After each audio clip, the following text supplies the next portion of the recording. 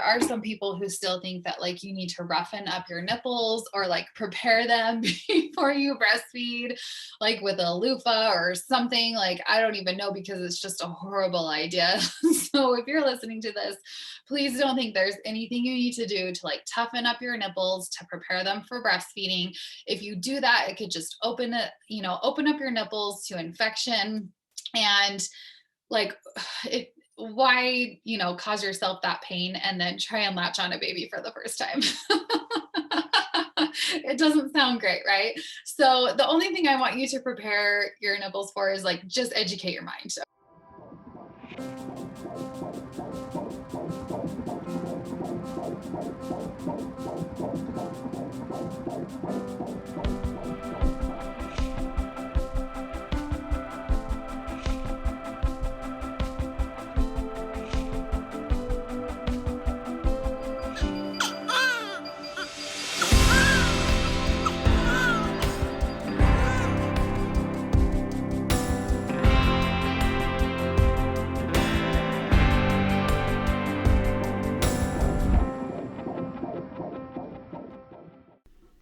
Hello and welcome back to another episode of the Birth Lounge podcast. Hello and welcome back to another episode of the Birth Lounge podcast. You guys, every single week I get to hang out with you and I'm so excited. Now, before we dive into the episode, I wanted to share an email that I got last week. It was from someone who has been using the Birth Lounge app, and here's what she wrote. Hi, HeHe. Last week when I went to my 39-week appointment, my doctor really pressured me to put an induction on the calendar, citing that my pregnancy was likely not going to get started without medical intervention. He also said, without following it with any evidence, that he rarely sees moms go into labor these days, and he thinks that it's just the stress level that women are under. Thankfully, through all of the education that you provide within the Birth Lounge app, I knew that I didn't want an induction. So I kindly explained to him that I didn't feel comfortable with that and that I preferred to wait for spontaneous labor.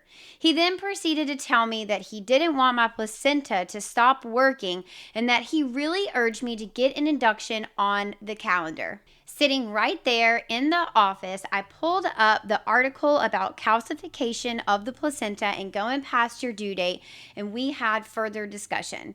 He really stuck to his guns about encouraging me to schedule a 39-week induction, and I held strong in my opinion that I wanted to wait for spontaneous labor.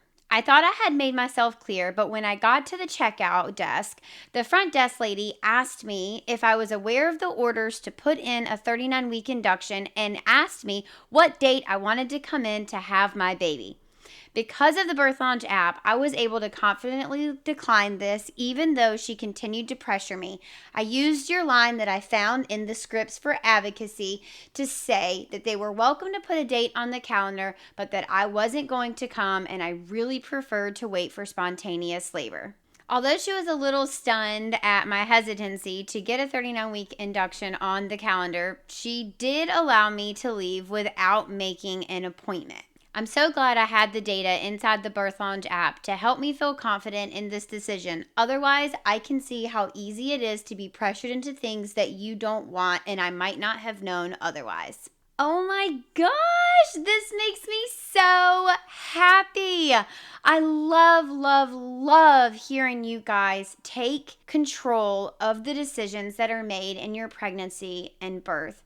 I'm so sorry that you kind of had to face all of these roadblocks, or might I say road bumps. They weren't really blocks, but I can definitely hear how your hospital staff or your clinic staff really badgered you into trying to convince you to get a 39-week induction on the calendar.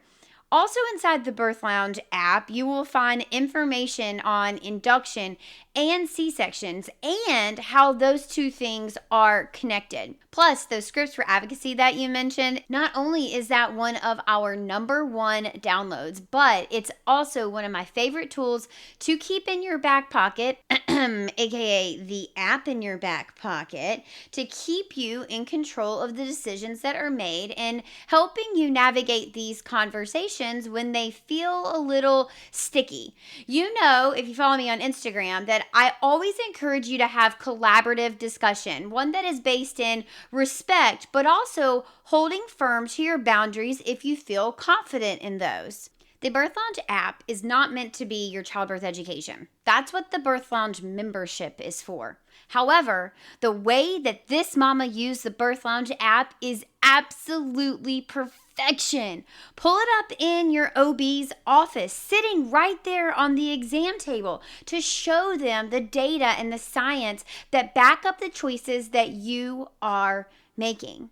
The other way I love to use it, well, there's actually two. When you're sitting in the lobby waiting for your prenatal appointment, go in and find the week gestation that you are currently at, and not only will it tell you what's going on in your body and the development that your baby is at, but also it will tell you the questions about the hottest topics that are on your mind that you can ask your provider to do exactly what I talked about before, having that collaborative discussion. And the second way is when you feel like scrolling social media that, typically kind of gives us anxiety, I recommend that you scroll the Birth Lounge. Instead of scrolling to numb your mind, scroll to empower yourself, scroll to expand your brain power, scroll to get smarter so that you can have a better birth.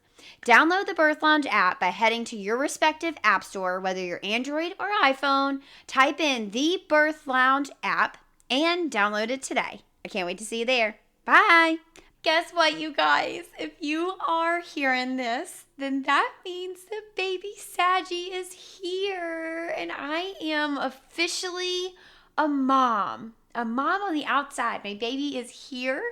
And I'm on mat leave, and I am enjoying newborn snuggles and probably the same postpartum struggles that everyone else faces. And I'm just wrapped in that newborn bubble. So one of the things that we did while I was preparing for mat leave is we looked at two things: our most popular podcast episodes and our most requested podcast episodes. And so then we took those episodes and we decided to re-air them while I am on maternity leave to help you continue to get the best, most up-to-date, and most requested information and education while I am away. So today's episode is a re-air. You will be able to find today's guest bio in the show notes along with any of the links, and we will note what episode number the original episode was in the show notes as well. So I hope that you enjoy today's re-air, and please know that you guys are absolutely on my mind. I'm hanging out over on Instagram, so if you want a real play-by-play on our newborn bubble, head over there and say hi. Otherwise, enjoy today's episode. It is beautiful weather here in Boston, and I'm actually sitting outside. It is so nice. You might hear the birds chirping or some cars run down the street in the background. I just cannot be bothered to go inside. It is honestly too nice out. All right, let's dive into today's episode, you guys. I am so stoked to have my friend in IBCLC, Brianne Taggart, on the show. You guys, we first met on Instagram, and now she does lactation visits for our clients, and she's just really great at teaching, and she is a wealth of knowledge, and she's non-judgmental. She also has children of her own, so she understands what it is like to be a mom. She really does come to it from a place of listening first and then supporting you in whatever your goals are. So in today's episode, we're actually going to be talking about how you can set yourself up for breastfeeding before your baby gets here. We're going to be talking about the top 3 to 5 breastfeeding myths that she hears, bad advice that she hears, and Brianne's must-have products in order to help you have a more successful breastfeeding journey. We're also going to dive a little bit into formulas because remember, it is not a judgment space here. We are open to whatever makes you feel best and makes you feel the most powerful at being a parent. So, without further ado, Bree, welcome to the show. Hey, thanks so much. Thanks for having me today. Yeah, absolutely. So, for our listeners, I know I just told you a little bit about Brianne, but we met on Instagram, and it's really hard for me to find people that I jive with in the breastfeeding world because I feel like so many breastfeeding people and support people are one way is it and one way or the highway, right? And Brienne's not like that. And so when I found Brianne, I obviously stalked her a little bit on the internet, and then I followed her for a while, and I was like, wow, I like this lady so much because she really understands that it's not one size fits all, and that parents truly do have to figure out what fits best for them. And I really love her Instagram because she gives you so many of those options, right? She's not going to just tell you there are options out there. She's going to tell you there are options plus here's what they are. So if you're not following Brianne on Instagram, head over there now and do that, or we'll link all of it into the show notes, and I'm sure we'll be talking about her social media in the episode. But for listeners out there, I wanted to give you an idea before we jump into breastfeeding because I know it is a sticky topic for a lot of people. You're not going to hear any shamey things today. We are going to be talking about your options, and we're going to really be sharing with you what options you have along this journey. But before we do that, Brianne, welcome to the show. Who are we talking to today outside of your professional realm? Who are you just as a person, as a human? Yes. Yeah. Well, I guess first and foremost, I am a wife and a mom. That's my main job. So I have three kids of my own. I have a 9-year-old girl, a 7-year-old girl, and a 5-year-old boy.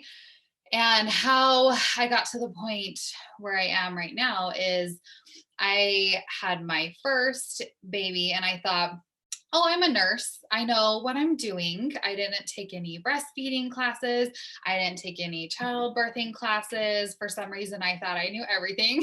Which at the time, I was like a brand new nurse. I wasn't even working in the women's field. So I don't know what I was thinking. So I had my first baby and things went, pretty well overall. Like looking back, I'm like, of course, like, oh, I would do this, this, and this different, but things went pretty well overall.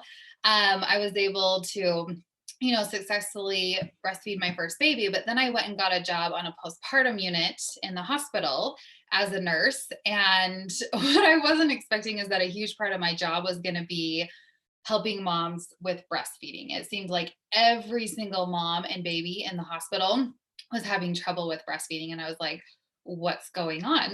Like, why is this happening? You just put the baby up and they feed. And so that was a huge wake up call for me. I spent 5 years working there and really learning how to teach moms how to breastfeed because it's really different to breastfeed yourself but then to turn around and to talk someone else through it. And so, because I didn't, like in the beginning, it was like, oh, you just do this, this, and this. But I learned over time, like, no, you need to empower moms to do it themselves. Me doing it for them when they go home, how's that going to be helpful? I can't hold their baby for them. And so, it was a long road of like, okay, this is how you can do it. And a lot of just like empowering moms I found is like a huge part of my job. Like, hey, you can do this and you can meet your goals. And here's some tips and tricks on how to do it. So, I worked there for 5 years and learned so much. And then I started teaching breastfeeding classes in that hospital. And then I kind of transitioned to seeing moms and babies in their home and traveling to their home and helping them in person with breastfeeding and them kind of hiring me in private practice. And now I've kind of transitioned to more of the online world, with COVID and changes that have happening and meeting with parents that way. So it's kind of just been this long winding road. But it's been so fun. That's just like fun for me to do that and still help empower moms and kind of have something separate. I still love and enjoy being a mom, but I also like it when my kids can just see like, hey, my mom helps other moms in this way and she can figure out hard things. And sometimes she gets really frustrated in life too, because she's trying to run a business. And so it's been fun to have like both sides of that in my personal life and my work life. Heck yeah. I love that. I love so much that you talk about, what good am I going to be if I teach them how to do it with me standing right there doing all these things with them and then I send them home and they can't do it by themselves, right? That makes so much sense to me. It also hits so much inside of me because I feel like, and I get my hands on people while they're pregnant. So a huge fear of people's is that breastfeeding is going to be very hard. And we'll dive into that. But I think another big thing that people don't realize is I get calls all the time when people return home from the hospital and they're like, help, breastfeeding was going great and now we're home and shit has hit the fan. And I'm like, yeah, you don't have anybody there to help you. If no one there standing over you doing these things, we've got to teach these people what to do on their own. So I love how you talk about that. So what are the things that we need to know when it comes to breastfeeding before our baby gets here? So, what can we do since this is such a scary thing? And, you said it before you have breastfed, you don't know what you're doing. And it's really, really hard to tell another person how to breastfeed, especially if you've never breastfed before. And a lot of nurses don't have children of their own. So, what can we as pregnant and birthing people do before our baby gets here to help prepare and maybe make that a little bit smoother once baby gets here? It's going to be hard, no doubt, Mhm. but make it smoother. Yeah, and I love that you bring that up because it's so important to think about this before your baby comes. Because imagine, like, whether you've had a baby or not, just imagine, like, after all the excitement and work of giving birth, maybe you're feeling really excited or exhausted or happy to meet your baby, or maybe you're just distracted with what's going on in the delivery room. That's not a great time to learn a brand new skill. Like, hey, let's learn something brand new from scratch. That's not the time to do it. So it's so important to learn before that baby is born and placed on your chest. Like, you got to have some things in place beforehand. And the thing that's crazy is that especially here in the United States, I feel like I just don't see people breastfeed a lot. So it's so unreasonable to just say, like, oh, you'll know what to do. It's natural. Like, we didn't grow up, most people that I work with, at least, they didn't grow up seeing their mom and their aunt and their neighbor down the road breastfeeding. Like, everyone's covered.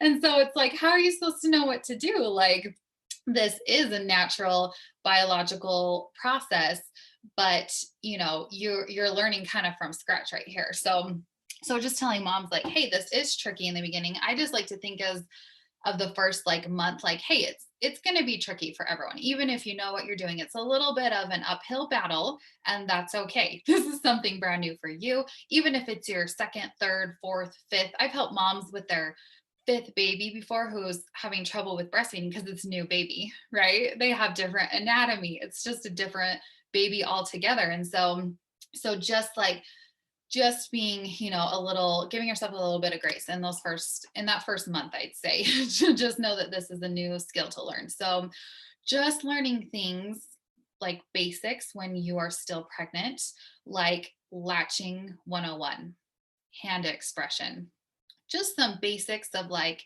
here's some options for positioning.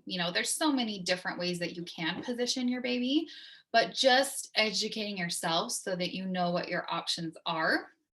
And, if you learn something like hand expression, that is so beneficial because sometimes babies don't just latch on from the very beginning. And sometimes it's easy to go to, like, oh no, things are not working. This isn't going to work out. But if you are educated and empowered, like, hey, I can just hand express some of my colostrum, and I already have colostrum. I already know that, right? Because I learned that started in the second trimester. I can just hand express and give that to my baby in a spoon or a syringe, or just put it on my finger and put it into baby's mouth. And hey, that's going to be great for them. And then later on down the road, we'll work on latching a little bit more, but all's not lost, right? Like, you have all these tools in your tool belt, and you can just pull them out and feel empowered and ready to go. And isn't that so much of a better feeling in the delivery room than just being like, oh my gosh, this baby isn't latching. What do I do?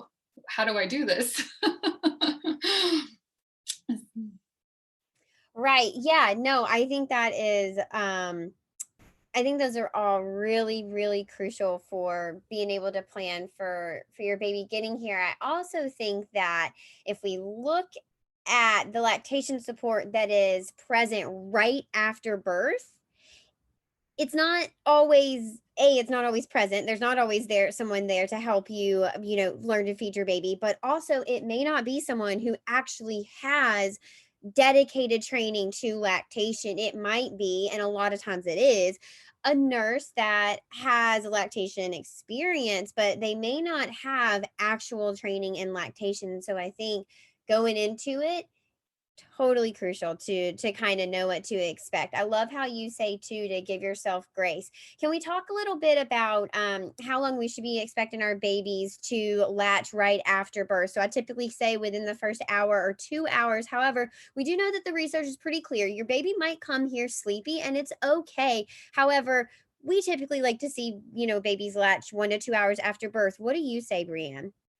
Oh yeah, that's why we kind of call it like that golden hour, that sacred hour after birth, because I think that's a great window when usually most babies are still a little bit more awake and active from all the excitement of being born. Not always, but studies just show that if you can catch them in that hour or two after birth, you're more likely to meet your breastfeeding goals. But hey, like things come up, right? Like sometimes an unexpected C-section, or a mom is losing a lot of blood, or just anything, like things can come up. And so what I like to teach is like, it's okay if plan B happens or plan C, like you still can meet your breastfeeding goals. Like just because it doesn't happen right from the very beginning, it's not like, oh, well, I didn't latch in those first 2 hours, so it's over, it's done. Like there's nothing I can do. No, that's not true. Of course, still have some good support in your life, like, have someone helping you, like with hand expression, or saying, like, hey, if your baby does end up in the NICU, for example, like, this is how you can protect your milk supply while you're separate from your baby so that you can still put in an order for a great milk supply. There's still absolutely ways that you can meet your goals, but it's true that having someone like by your side who can kind of advocate for you, even if it's just your partner who's like taken a breastfeeding course with you, just say like, hey, like, remember how we learned this in the breastfeeding course that we took, and just having that support behind you. Because like I've worked as a nurse in the hospital, like they have a list a mile long of all the things that they need to get done, and like they're doing their best, and they're doing a lot of good work. Breastfeeding is not at the top of their list. It's just not. And that's okay. They have other stuff that they focus on. That's why you have someone who is focused on breastfeeding to help you out. Because at least in the hospitals where I live in Utah, maybe there's an IBCLC on staff, maybe one in the entire hospital, maybe none at all. Maybe it's just someone who's trained in lactation. But to have someone who's an international board certified lactation consultant, you may or may not even have one of those in the hospital at all. And there's a very big difference between an IBCLC and someone who's taken a lactation course. Very big difference. Such a big difference. And yeah, I think you bring such a good point. Your nurse's job is not to help you get latched, right? That calls for a lactation specialist. And it really sucks that our country sees such a wide disparity between locations, right? I am so blessed to be in Boston, where every hospital doesn't have an IBCLC. They have multiple IBCLCs on staff, right? So we are so blessed and so lucky in that regard. But then I think about my family down in Mississippi, Alabama, Louisiana, Georgia.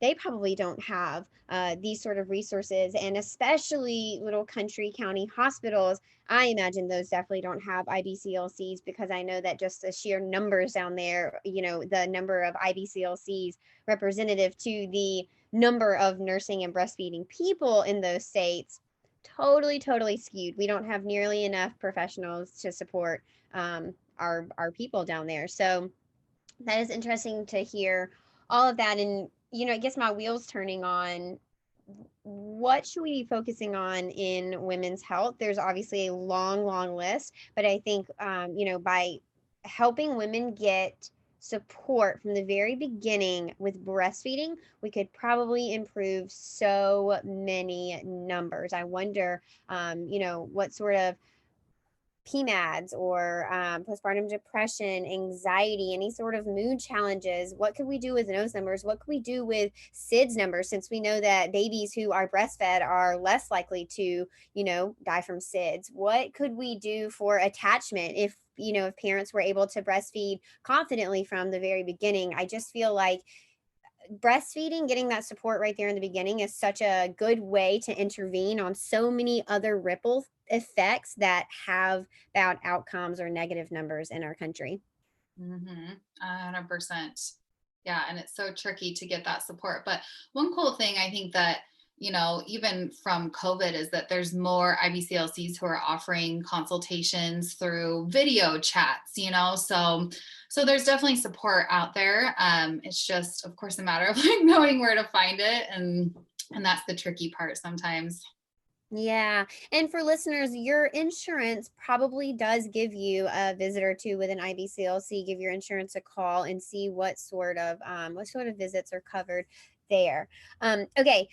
Brianne, so we've talked a lot about kind of the heaviness, the hard parts of it. So, what are some myths out there that people could start to familiarize themselves with, learn how to identify those myths, and then also what do we need to know about those myths that, make it not true? How can we protect ourselves and keep ourselves confident when we face these myths?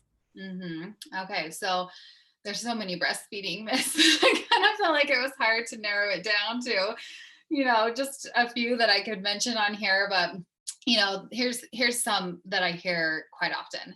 So the first one is I can't breastfeed because fill in the blank. An example being I have small breasts, or I have flat nipples, or my mom wasn't able to breastfeed, or no one in my family breastfeeds, like fill in the blank. And those are a lot of just breastfeeding myths.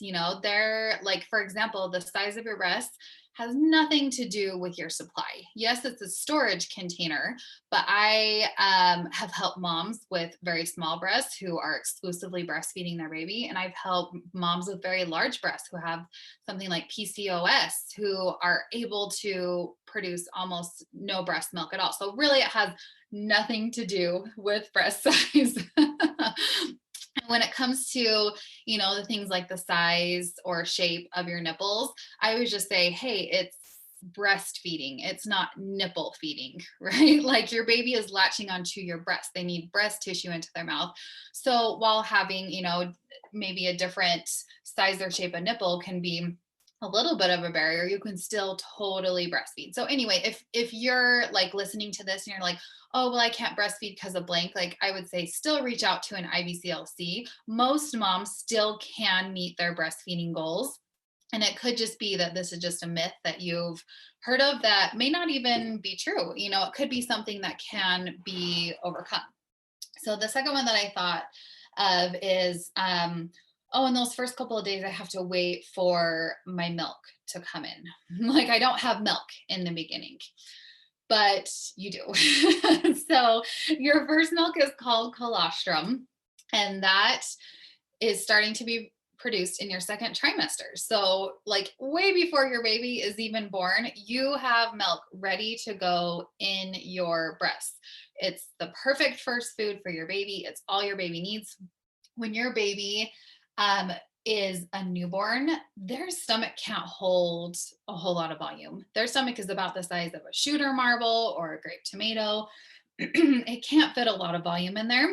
So those drops of colostrum are the perfect first food for your baby. And then your baby's stomach slowly grows to match as your milk starts to come in a little bit more. So colostrum is milk, and it is there ready for your baby, ready to go as soon as they're born. Okay. Another myth that I hear a lot is, well, I don't want to exclude my partner.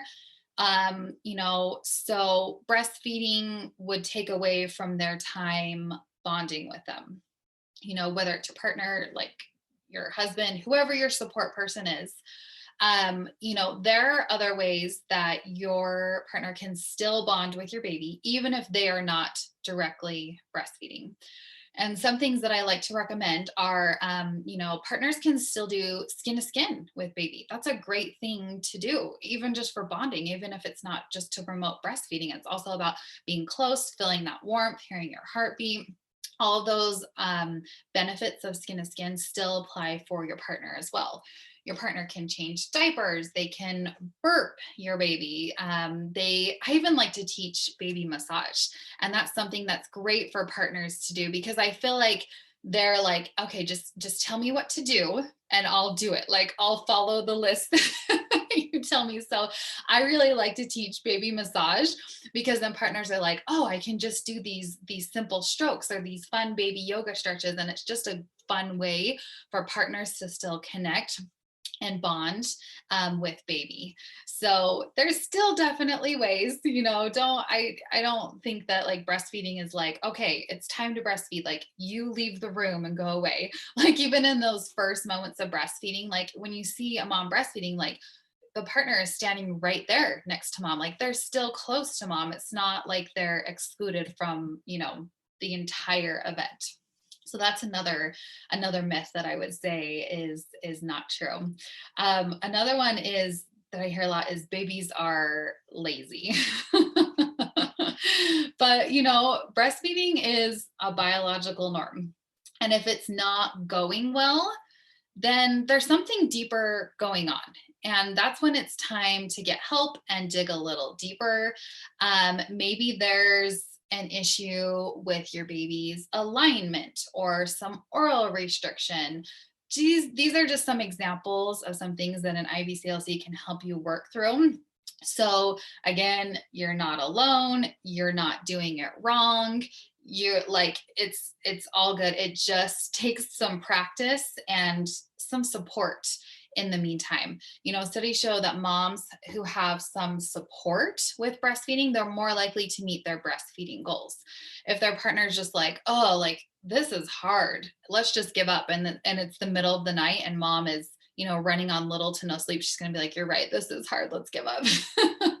So just having like a supportive partner, an IBCLC in your life, or, like a doula, or just someone that you can reach out to, like for a little bit of support, because most pediatricians, most healthcare providers are not specifically trained on lactation. And again, like they're doing their best. They got a long list of other things to worry about and to help you with, but breastfeeding is not at the top of their list. And so, definitely reaching out to someone trusted with that to help you get to the bottom, because it's not just that like your baby is lazy or that you're doing it wrong. There's almost always some sort of issue that we can help pinpoint and get to the bottom of it.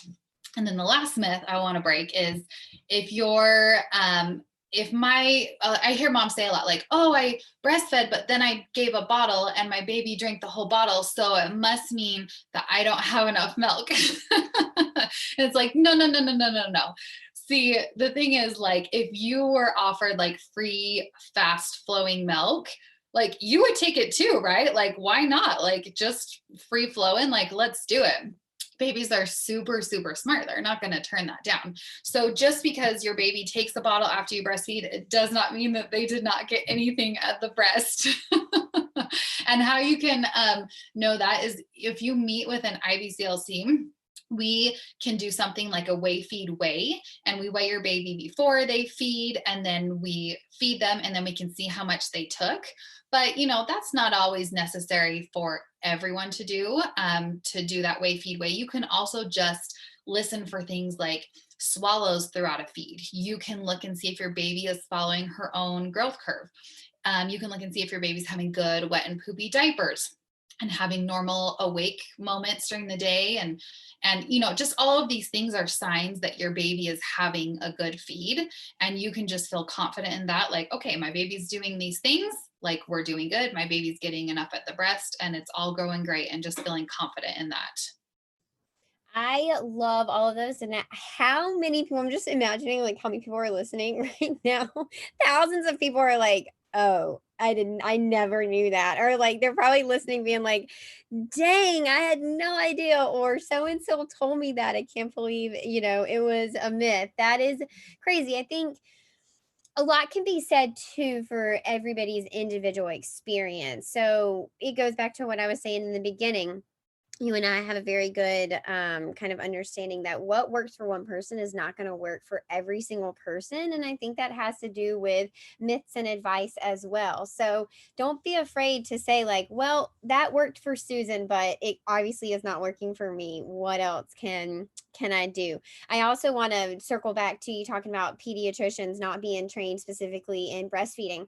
A lot of people will go to their pediatrician for breastfeeding knowledge, and I'm not knocking pediatricians at all. My best friend of 22 years is a pediatrician, and so I feel like that in itself gives me enough insight into their training as pediatricians that I've heard her talk about, and we've had deep discussions on.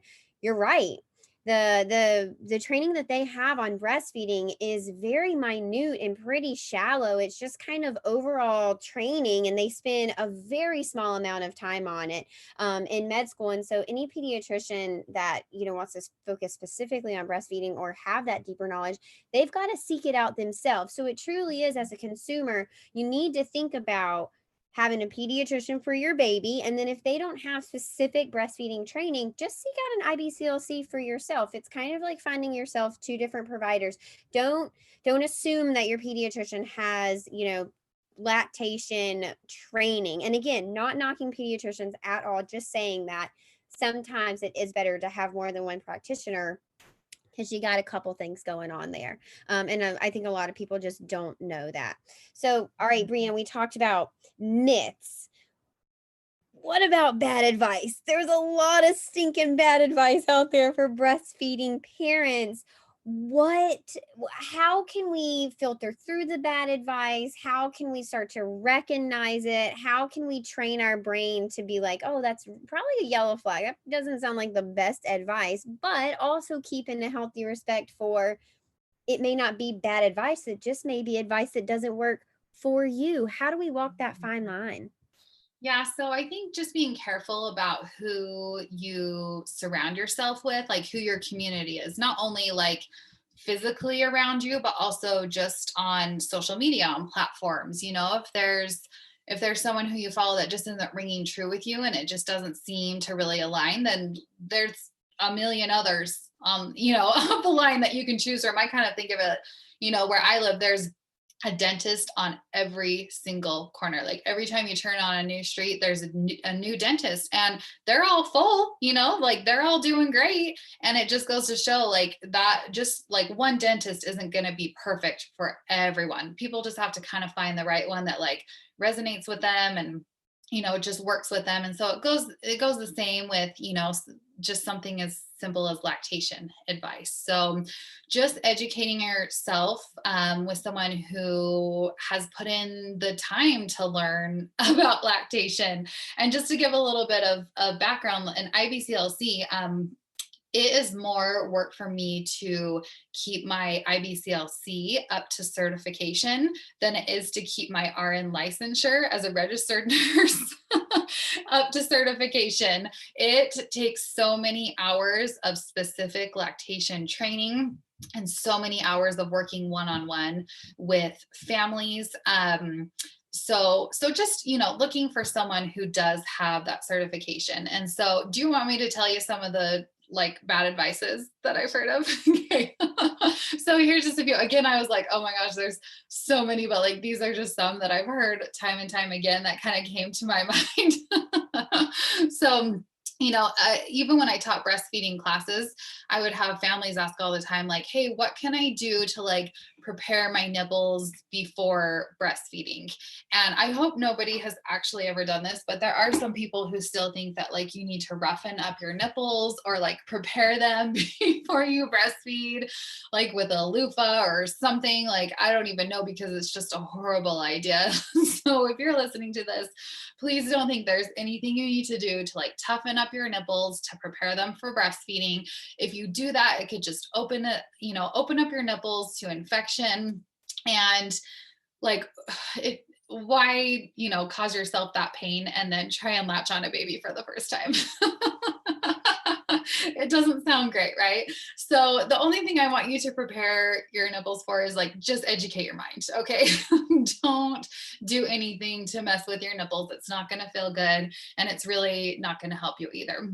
Another big one that I think is really important is people think before they have a baby that babies are going to come out on a schedule. Like a newborn is just going to come out on a schedule. Like, especially like partners that I teach, they're like, I just need to know the schedule. Like, you just tell me like, how often does my baby need to eat and exactly how many minutes? And I just want to know all the specifics. So, of course, like I say things like, okay, like at least every 2 to 3 hours, like at least 8 to 12 times in 24 hours, feed for at least 10 to 15 minutes.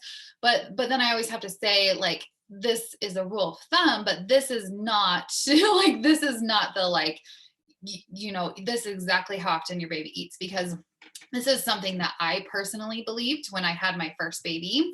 And so, it ended up just kind of shooting me in the foot. And I didn't have a great milk supply with her because she would cry before 3 hours. And it also didn't help with my mental state because she would cry before 3 hours. And I would get so mad.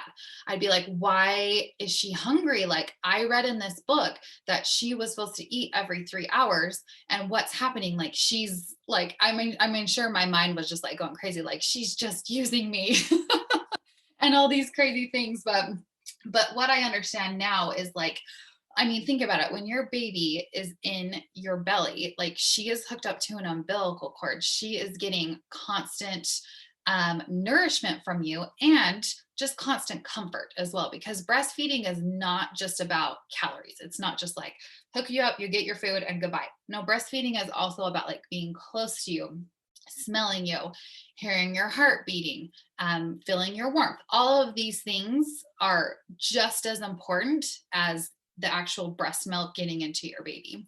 So that's an important thing to know. Like, babies don't come out like robots. Things like cluster feeding is real, and it's normal. So I always like to think about it. Just imagine one day and think about how often you like grab a sip of water or you pop some gum into your mouth that you're like, oh, you know what? Like, I need a snack right now. It's not like you eat like only breakfast, only lunch, only dinner. Like, you're taking sips of water throughout the day, right? And imagine if someone was like, nope, sorry, like, it has not been 3 hours. Like, you cannot have that sip of water. You'd be like, what the heck? It's the same for your baby, like sometimes they just need a little bit of close to you or just like a little bit of sip. So, I really think it's not serving parents to know these like really, really strict schedules, especially in the beginning, in those first couple of weeks. Like, just follow your baby's lead. Not only is that going to help decrease crying time, to just offer the breast frequently, but it's also just going to put in order for a great milk supply, because those first couple of weeks, you're just telling your body like, hey, this is what we need and this is how much we want you to make. And then you're going to set yourself off on a great start. It's not like you're setting up bad habits from the very beginning. If you want to do some training later on, like some sleep training or whatever you want to do, like that can come down the road. But in the beginning, just know like babies are not on a schedule. They're kind of just, going on their own time. So if they want to feed at the 2 hour mark, feed them. If they are going through a period where they want to just feed frequently, especially I feel like when the sun starts to go down, I like to call it witching hour. Like, it's okay to feed them frequently during that time. Another bad advice that I hear is, always top off your baby after they feed to make sure that they're full. And this kind of goes back to what I was saying before with just because your baby takes a bottle doesn't mean that they're not getting enough at the breast. Cause I like to think of it as like the top off spiral, right? Like you give a little bit of supplementing after you breastfeed, and then that means a little bit less time at the breast. And then your body says, okay, well, we don't need that much milk. So it starts making a little bit less milk. And then you breastfeed your baby again and they spend a little bit less time at the breast. And you see how it's like a little bit of a downward spiral. And so there's probably so many people listening to this who's like, oh, but like so-and-so, my neighbor, my sister just didn't have enough milk to feed their baby. Chances are they kind of started like this downward spiral where they kind of shot themselves in the foot because the majority of women are able to produce enough breast milk for their baby, but there's just a lot of like trusting in your body and trusting that you can do it and having that good support as well. So that's another really common one that I hear. And then the last one is that the benefits of breast milk disappear at 1 year of age. And whatever your goal is, like as you're listening to this, you could just be like, hey, I just want to breastfeed for 2 weeks. Like if I can just breastfeed for 2 weeks, like I've met my goal. Or maybe you're listening and you're like, I want to breastfeed till 3 months when I return to work, or I want to breastfeed till 6 months when I start introducing some solids, or 1 year or 2 years, like whatever your goal is, that's great, and stick with your goal. Just don't feel pressured to wean your baby right at 1 year of age. It's not like all the benefits of breast milk just like dissipate into thin air as soon as your baby turns one. If you hit that 1 year mark and you're like, hey, things are going great and I still love this, and maybe flu season is coming up and I want to breastfeed through flu season so my baby's still getting those good antibodies, do it. There is nothing that says that you have to stop breastfeeding at 1 year of age. That was kind of a long list, but But that works. I wrote them all down, and these are all definitely bad pieces of advice I've heard as well. Okay, so let's talk about breast milk coming in. We do a lot. We keep on talking about colostrum, and that your milk is going to come in and it's enough for your baby. What do parents need to know in those first few days? So when can we expect our quote unquote actual milk to come in? Even though colostrum, listeners, that is your milk. So I would prefer if, as a society, we got away from the language that said milk coming in and we talked about our milk transitioning from colostrum to breast milk. But anyway, how right. long should we be waiting for the actual milk to come in, quote unquote? Also, what do we need to know in those few days about mindset? Because it's really, really easy to slip into the mindset of, oh no, I don't have enough milk, especially if you don't have supportive hospital staff. Hospital staff sometimes can be a little bit pushy about you don't have enough milk and we really want to get your baby fed. It could be their own uncomfortableness of watching this natural process kind of play out, or it may be their own uncomfortableness of hearing babies cry or watching you guys struggle to kind of find that rhythm in breastfeeding. So how can parents protect themselves from maybe slipping down that slippery slope? Yep. Yeah. And you're so right. It is more of a transition. So your milk starts to transition to have more volume between about day 3 to day 5. And that can be a little bit different for everyone. Again, that's just like a good, like rule of thumb to follow. For moms who have breastfed before, or moms who are just like feeding frequently, it could come in before day 3, like sometimes even on day 1 or day 2. And of course, the way that you can help that the most is just like bring them to the breast as much as possible in those first couple of days.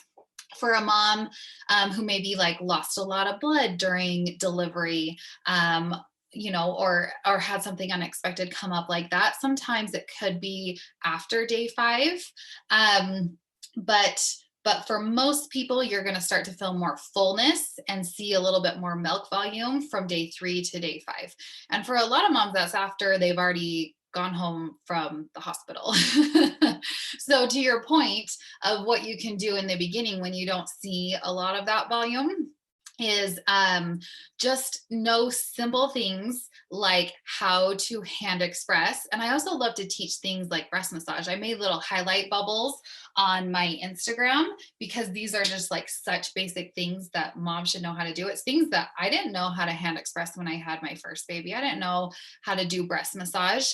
And so just knowing these simple things really empowers families. And, clients that I've worked with, for different situations. Like, for example, they had a baby before and they had to supplement in those early days.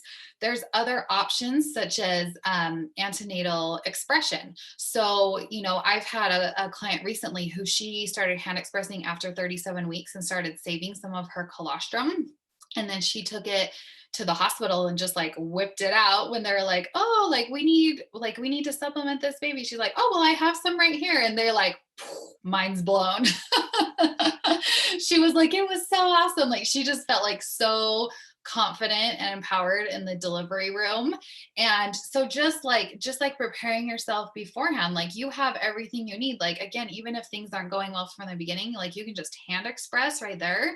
And if you've practiced beforehand, then you already feel confident in how to do that. Like you can easily get that good colostrum out, get it to your baby, and get through those first couple of days if you're feeling engorged and maybe your milk is having a hard time getting out because you're just feeling like so full. Just some easy breast massage can help to like loosen things up, like just such basic things. And then you can just really crush your breastfeeding goals. I love that. Okay, so we talked about, the colostrum coming in and waiting for your milk to transition. Well, I guess not what. I have a question that I continue to hear, and I always tell people that, this probably is not true, but I would love to hear it from you. If you do, if your baby is given formula during your hospital stay at some point, whether you wanted it and you said yes to it, or it was done without your consent, either way, I get the question, will formula stretch my baby's stomach very frequently? And here's why. You feed your baby, and then you bring them home and you're like, I don't have enough milk to sustain. And I'm wondering if they stretch my baby's stomach. Can you talk to us a little bit about that? Does that happen? Is that true? Is this maybe similar to the top off myth that we're hearing? And it just is a fact that your baby's been nursing from a bottle rather than you, and it's a matter of supply. How do we navigate this? Mm-hmm. So the studies that I read show that a baby's stomach can really only hold so much, and it really can't stretch that much. So a lot of times when I've seen babies receive, like a bottle of formula in the hospital, if it's a large amount, a lot of times they just spit it right back up because there's only so much room in there. I mean, their stomachs really are so tiny, and it's just so crazy to me because when I worked as a nurse in the hospital, I did not know this. There was no such thing as like, oh, a baby's stomach can only hold 5 to 7 milliliters on day one. It just was like, oh, we just give a bottle and we'll just let them drink as much as they want. And we just lay them down and hook up the bottle and they would just chug, chug, chug, chug. And so like looking back, I'm like, oh, like that is just crazy. So, oh my gosh, I totally lost my train of thought. Where was I going with this?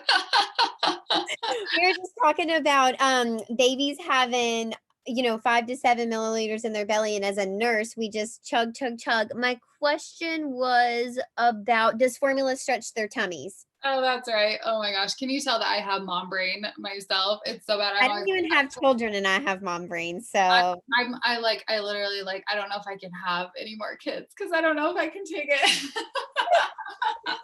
oh my gosh, does mom brain ever go away? Is that like a real thing that stays around with I, us forever? I honestly, I don't think it goes away, which is scary. Terrifying. But it's all good. It's all good. So, okay. So going back to the point that you were asking is, if it like stretches their stomach or if it sets you off, you know what, like you can still go back and meet your breastfeeding goals just because they had a large amount of formula. Like chances are they just spit a lot of it up. It's not like it ruined their stomach or stretched it out and you're done for. There's nothing like that. You could even like if they're used to a little bit of a higher amount, you could like slowly taper them down. And so I made a fun reel on my Instagram that shows like this is how much is normal on day 1 and this is how much is normal on day 3 and then by day 10, so just knowing that, parents are like, oh, I didn't realize like that's all they need in the beginning. And then I didn't realize when I go back to work they only need between 2 and 5 ounces. So just knowing that, then you can just like be smart and be like, okay, this is really all that they need. And then again, when they're at the breast, you just like listen for those swells and make sure that they're growing well. And then you can just feel really confident that they're getting what they need at the breast. Sure. Wow, I love that. Okay. All right, this hour has passed by so quickly. So, my last question for you is, we've done a lot of talking on what to do with our boobs and how to achieve this and how to do that. And I know everyone is thinking like, all right, but what products do I need to achieve all these goals that you two keep talking about? So, can you share with us your favorite breastfeeding tools plus when and why you would use each of those? Yeah. There's not a lot of tools that I recommend just because I really like to keep breastfeeding like as simple as possible. There are some that I do think like offer a really big bang for their buck. Some such as like the HeHe. I really love that because it's pretty inexpensive and it just is worth like every single penny. It catches all of those ounces on the other breast while you're breastfeeding, and all of those really add up. And there's some like I really love like the Mother Love organic nipple cream, and I love the silverettes for bad nipple wounds that need some help healing. I just really love to stick with like simple, natural techniques. I feel like there's so many products out there to where you could just like go nuts and spend like honestly thousands and thousands of dollars, not even just hundreds, because there's just so many products out there. But when it comes down to it, like I really think that paying a professional to help you is going to help you meet your breastfeeding goals better than like buying this gadget and this gadget and this gadget. And so there are some that I would recommend, but it's not a ton. Like I put together an Amazon list for my followers and it didn't have a ton of stuff on there because I was just like, these are the things that can really get you through, but you don't need like all the, fancy gadgets. Well, it's such a minimalistic activity, right? Like, hypothetically, obviously it would be a little bit more painful and the healing wouldn't be as speedy, but hypothetically you have everything you need with a baby and a boob, right? If we kind of break it down to the very, very basics, again, nipple butter and breastfeeding pillows and the HeHe and the silverette cups, they all make it easier. But do you quote unquote need them? No, to achieve your goals, you don't need them, but they do make it easier.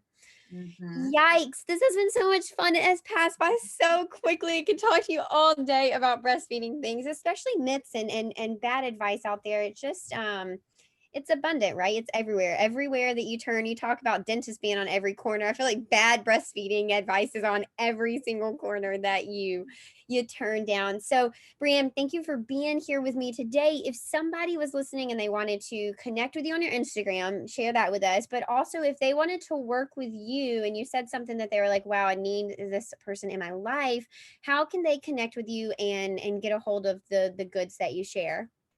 Yeah, you bet. So, a good way to connect with me, I guess everyone who's listening to this listens to podcasts. So, I do have a podcast as well. It's Breezy Babies. And that's just like a simple way for me to share top 3 tips. I make them pretty short and bite sized and to the point.